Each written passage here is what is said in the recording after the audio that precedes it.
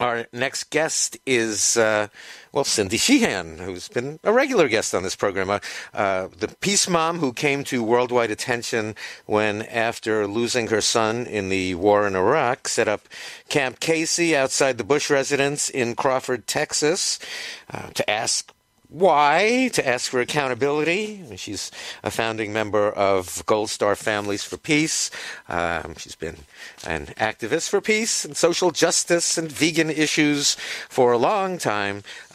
She hosts Cindy Sheehan's Soapbox. I've been a guest on her program, cindysheehansoapbox.com, and she's authored numerous books, among them Peace Mom, A Mother's Journey Through Heartbreak to Activism, Dear President Bush, Not One More Mother's Child, and holy cow, I'm noticing the World Vegan Summit and Expo is just about 5 months away, and so I think now every week we should have at least one guest who's going to be a speaker at that event, and Cindy will qualify for that. We're going to be at the Marina del Rey Marriott, March 20, 21, and 22. You can register now at worldvegansummit.com. I was planning on having Cindy Sheehan on Go Vegan Radio with Bob Linden around this time, thinking that we'd be just days away from an election wherein Cindy Sheehan would be a candidate for governor of California.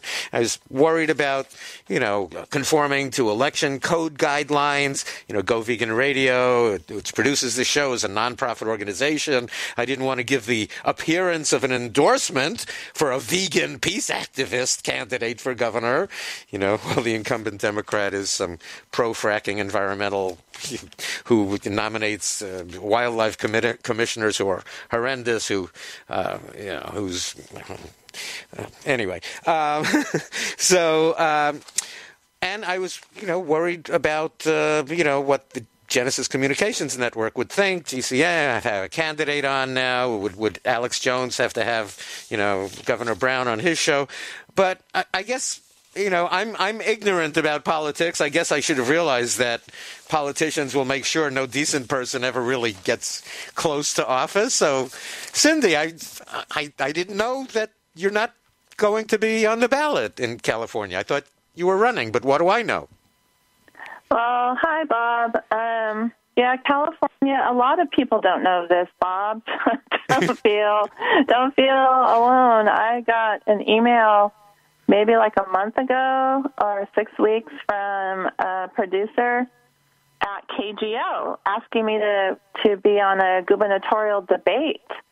And I was like, we have all the losers on to debate each other because, we have something called the top two primary here in California. And there were 15 candidates running in the primary, and I came in 7 out of 15. So that's not happening. And, of course, it's in every office in California except for the presidential races. I'm not sure about local school board or city council races or anything like that. But I think because those are nonpartisan, for every partisan race in California, that means when you run with a party, the top 2 vote getters in the June primary move to the November general election.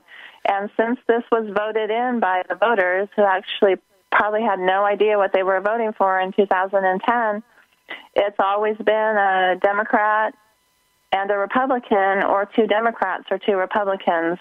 And, of course, I'm with the Peace and Freedom Party. And, it was definitely designed to keep third-party independent people off your ballot. If this was a regular election where in the past we had each party nominate their candidates either through a primary or through a nominating convention, I would be on the ballot in a couple weeks, or not even a couple weeks, like 9 days. I would be on the ballot, and I would be the candidate for the Peace and Freedom Party. Wow. This is really somewhat shocking to me. Sometimes I think I'm following politics, and then this comes along, and I don't even realize that it's basically eliminated third parties, it sounds like, right? Because it's always going to be really Democrat or Republican, which is really one party. Right. It's a one-party system anyway. And we have this open primary where you can really vote for anybody, but it's going to be the people with the most money and the most backing that are going to go on to the top two. And so it's significant because we need to get this overturned here in California.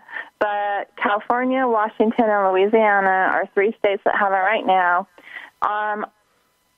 Tuesday, a week from Tuesday, Oregon has Measure 90 on their ballot, which is the same thing. So if you have any listeners up in Oregon, they must vote against Measure 90. And it's so significant to the establishment that Michael Bloomberg from New York donated something like $65,000 to the yes on Measure 90. Why should Michael Bloomberg care about Oregon politics?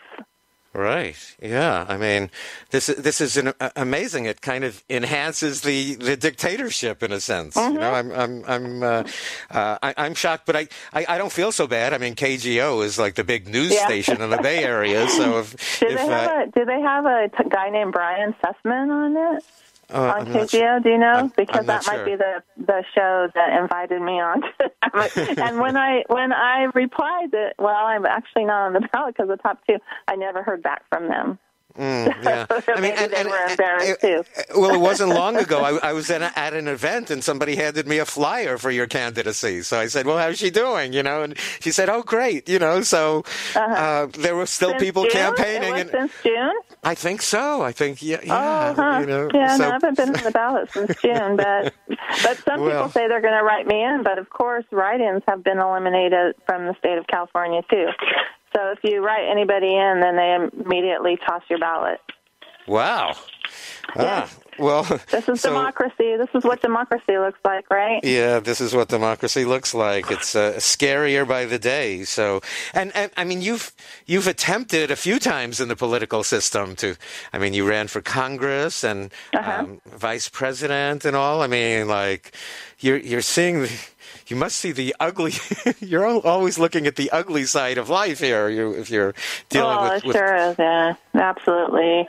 You know, when I ran against Pelosi was 2008. Top two was not in effect, but I came in second. So, you know, if it was in effect, I would have been able to go on to the November elections. But there's another thing in California. When I ran for vice president, it doesn't apply to presidential politics. The top two. So we were on the ballot in November. But yeah, it is. So like you said, if the top two are Democrats, then two Democrats run for the office. If the top two are Republicans, and it's happened. Yep, and it's happened. And what does it really matter? I mean, for governor, for example, we have Jerry Brown, who you said is pro-fracking. He's pro-prison industrial complex.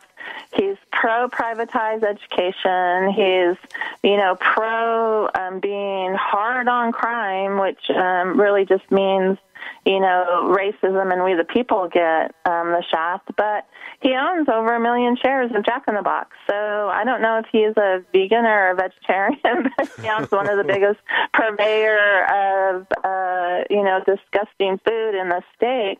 But anyway, and then the other guy, his name is Neil Kashkari. He worked for Goldman Sachs, and, I like his social positions a little better than I like Jerry Brown's. But we don't have a choice.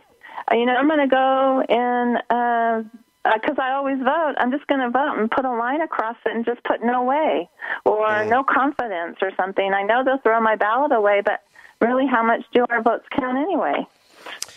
Not for much, apparently. That's why I'm just trying to get everybody to go vegan, because what's the point? I mean, nothing. These people, when they run for office, they put on a mask and pretend, like they care, and then then we see, I mean, you were a critic of Obama long before, the luster wore off, and everybody was, and even now, the fact that he's a Democrat, he gets to keep on doing wars. He gets this, we were uncomfortable that the war ended in Iraq, so we needed a new one just weeks later. I mean, what? That must be. It's pitiful, and what it is about the empire is the empire is going to keep doing what the empire, what the trajectory is. But what is really sad is that there's very little opposition. to it, and it's pathetic and it's disheartening that the same people who oppose Bush for the same things are defending Obama. Mm-hmm. And so, how are we ever going to change it? For even worse policies? Political myopia. Right. I was saying like anybody but Bush, but I have to say like anybody but Bush except Obama. And right. And I think we're getting another Bush. Did I just hear on the news a little while ago that Jeb Bush looks to be? So I mean, it's. It's the same families. We go from the Bush to the Clintons to, Well, we'll probably have a Bush and a Clinton running in 2016. Hillary and Jeb, they would be the very likely nominees for their parties. It's amazing that those are the only. It's amazing how those are the only two families who are qualified to run to create the mess that we accept. It's really crazy. Exactly. Now Governor Brown in California, he says, it's climate change, global warming, and we have a drought. So Governor Brown's suggestion is that Californians decline a glass of water when they eat at a restaurant. That's his way. Now, you, Cindy Sheehan, as a vegan, in the food growing process, you needed 10,000 gallons of water to grow your food last year, and a meat eater needed, or the people who Jerry Brown has stock. He hopes the people come and they needed 320,000 gallons. So you saved 310,000 gallons. Governor Brown would have needed 4 million customers at restaurants to equal what you did just by being a vegan. We have to. we have to take a break. We'll continue with Cindy Sheehan on Go Vegan Radio with Bob Linden at goveganradio.com. Register now, worldvegansummit.com. Cindy Sheehan will be there. And Cindy, we're looking forward to seeing you at the World Vegan Summit and Expo March 20th, 21st, and 22nd at the Marina del Rey Marriott in the Los Angeles area. And when people are curious about the connection of peace activism and veganism, what are you saying to them? Well, you really helped me make those connections because I was a vegan vegetarian a long time before my son died and before I became a peace activist. To me it was very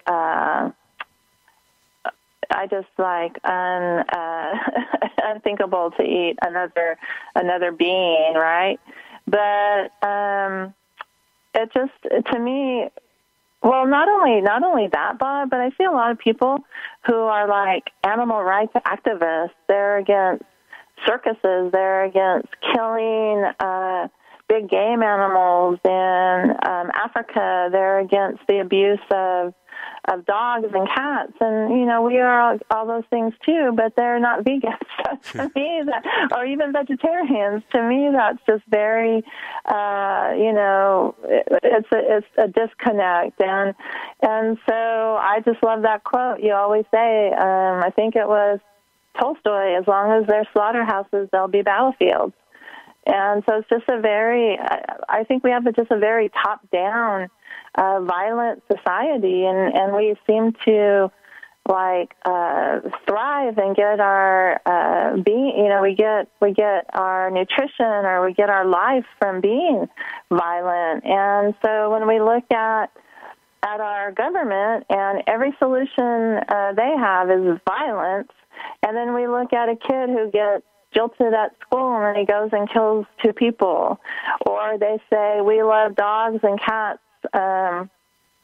It's crazy to eat or abuse dogs or cats, but it's okay to eat pigs and chickens and cows and things like that. Oh, it's horrible to eat horse meat is just immoral, but it's okay to eat a cow. So that's kind of how I try to tell people. And then I think the way our food is killed is so violent and torturous that I think how can you eat it without taking some of that into yourself when you eat it? Not just the hormones and the toxins and all those things that are the food meat is raised on, but the violence. How can we not internalize some of that when we participate in eating?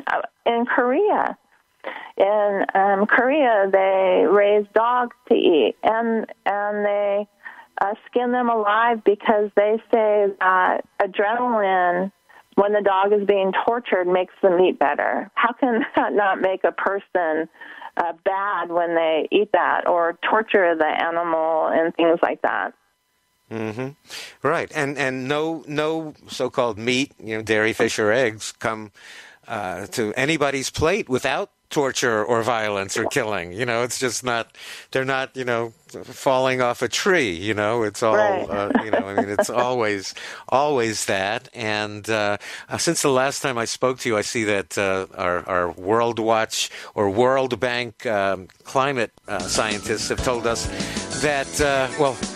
I'll finish the thought on the other side of the break. We'll continue our discussion with Cindy Sheehan on Go Vegan Radio with Bob Linden. You'll see Cindy at the World Vegan Summit and Expo. You can register now at worldvegansummit.com. We're talking today to Cindy Sheehan, who will be there at the World Vegan Summit and Expo. And our famous peace mom, heroic figure, Cindy Sheehan. She has her podcast, which is Cindy Sheehan's Soapbox, cindysheehansoapbox.com. I was a guest fairly recently in talking about environmental issues. And so, Cindy, since the last time we spoke, the climate specialists at the World Bank tell us that the only way to stop climate change in time is a massive shift. 50 to 85% of so-called livestock products have to go vegan by 2020, or 1,700 U.S. cities are under the risk of submersion. Pretty much anywhere where you are in California, and it's a peace issue. Climate change, climate refugees, and all of this. There'll be food shortages and droughts, and these are all peace issues. Cindy. Yes, hello. Hi. Was that a question? I don't know. They seem like I don't know. I just ran out of gas. So these are peace issues, aren't they, Cindy? You're the expert on peace issues. Yes or no? True or false? Well, yes, true. Absolutely true. And there's so many things that we can do. Go vegan. We can park our cars. We can. And you were talking about Jerry Brown once as just a reject a glass of water. Mm-hmm. Fracking. Look at fracking. You said Jerry Brown is in love with fracking. Millions of gallons of water per day per well. Mm-hmm. And so, it's just that, yes, we need to start growing our own food. We need to, this is Go Vegan, so I'm going to say we need to go vegan, and it's a peace issue, and it's an environmental issue, and I want my grandchildren to live in, to have a peaceful, sustainable, healthy world to grow up in, and so that's why I am still fighting. I wish I could retire. I wish everything. Don't we all? We could just get together to have a nice vegan meal and not have to keep in the struggle so much. Bob, I just thank you for always keeping this show going. I know how much you struggle, and people who promote peace and veganism and, extreme environmental solutions, which is what we need, we have to struggle. We are not getting the foundation money. We're not getting the NGOs coming to support us because they're actually part of the problem. Mm-hmm. So just thanks for always doing this, and thanks for inviting me on and being my inspiration to keep on going with this. Well, and vice versa. You know, I did go to New York for the climate march. I got a new megaphone there, and I knew there would be nobody there saying that animal agriculture is the number one cause of climate change. With all those groups there, all of those environmental groups, you know, they're all like the corporate, you know, one percenters as far as I'm concerned. The environmental groups, the animal organizations, peace groups. Is that an industry also at this point? I don't even know what. I call it the peace industrial complex, and there was really only one contingent there saying how environmentally disastrous war and the Pentagon are. So yeah, I mean, you're exactly right. They're just there because they're the environmental industrial complex, and they count on their funding and support. It was no demands. There was no demands. Yeah, I'm sure there was a lot of garbage there that was from donut shops and McDonald's and, you know, all those. They're going and supporting that kind of, you know, disgusting, toxic industries, violent industries. But I'm glad you were there, and I'm glad you were there to make that kind of statement because it really is needed. Yeah, I know we often look at how negative the world can be, but I noticed this on the VEX website. It, you know, trying to look at the bright side of things. It says Russia is conducting a massive McDonald's purge, and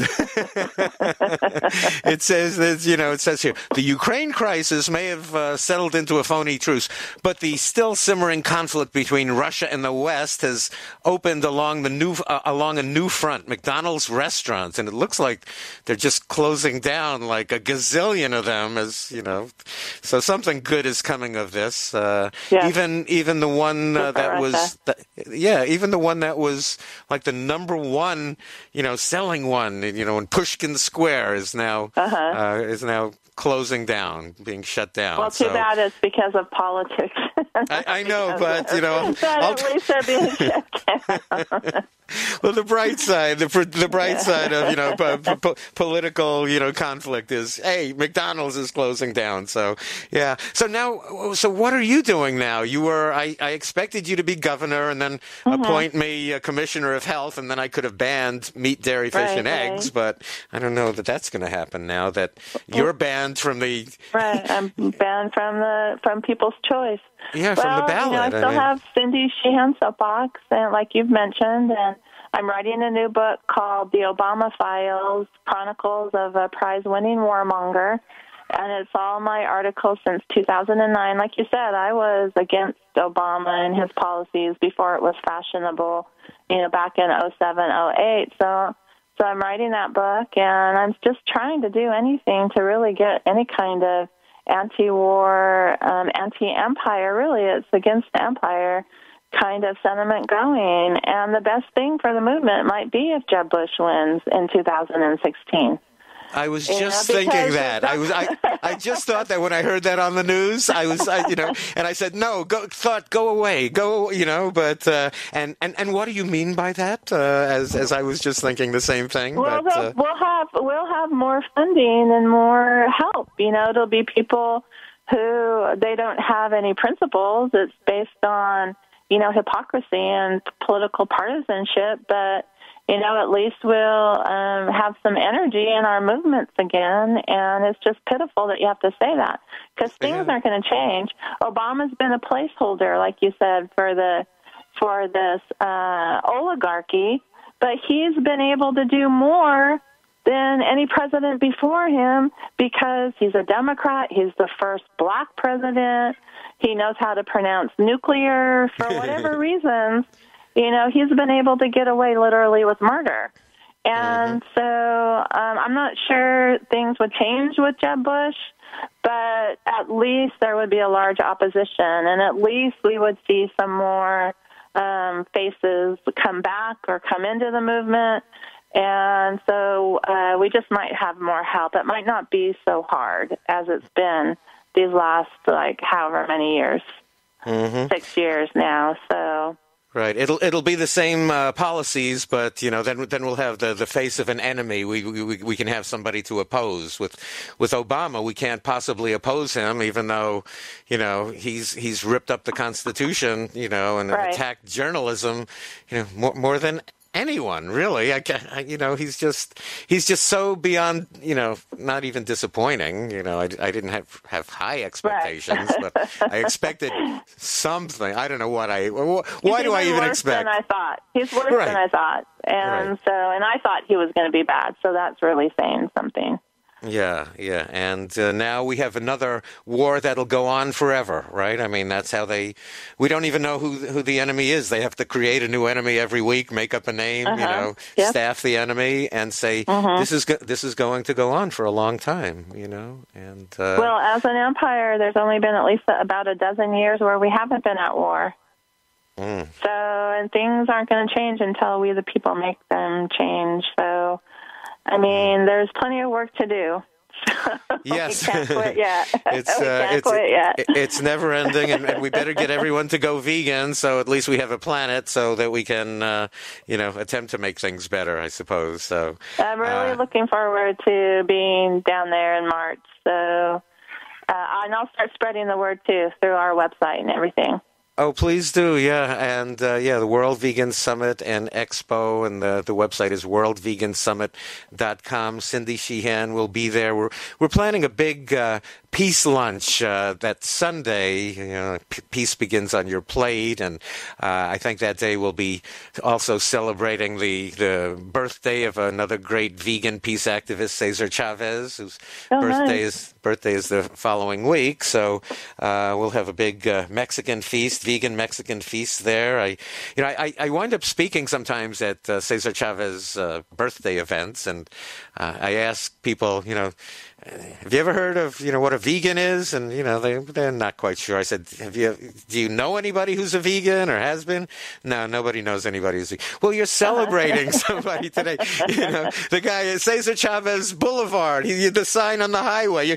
He was a vegan, and he took as much pleasure in having people going vegan as to trade unionism, and often at the events celebrating his life, there's nothing that he would have been able to eat, so we'll honor him there at the World Vegan Summit and Expo. Fun. We'll just celebrate peace and work at strategizing so that we can get as many people to go vegan as possible and see the connections that we can't oppress anyone. I guess we're out of time. Anything you want to mention in 20 seconds, Cindy? Just CindySheehanSoapbox.com and go vegan. Okay, terrific having you with us again, Cindy Sheehan, a true hero. A true hero. We look forward to seeing Cindy Sheehan at the World Vegan Summit and Expo. And register now, worldvegansummit.com.